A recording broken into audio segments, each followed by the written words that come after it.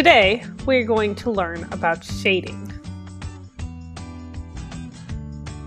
Shading is a technique used by artists to show shadow and depth. Shading adds depth and realism to a drawing. Take a look at this picture of the Taj Mahal. You can see the gray and black shadows to make it look realistic. Shading is all about using lights and darks. Take a look at the sphere.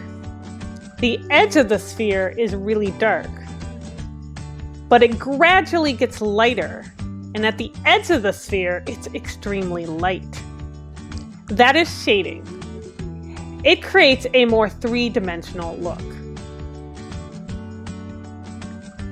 Once an artist gets really good at shading, they can create extremely realistic drawings.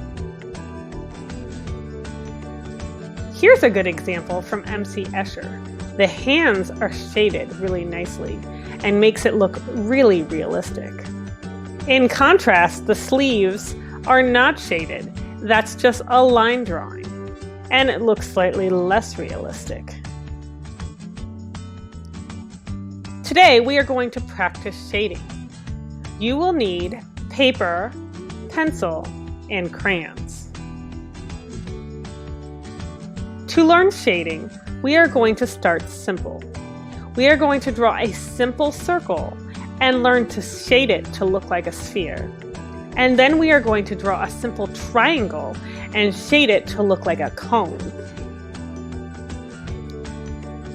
It's time to begin.